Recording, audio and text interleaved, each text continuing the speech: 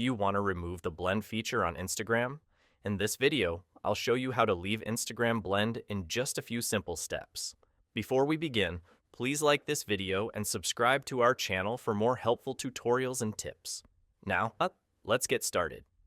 First, open the Instagram app on your mobile phone. Then, tap on the messenger icon in the top right corner of the home screen to open your chats. Next, open the conversation with the friend you are using the blend feature with.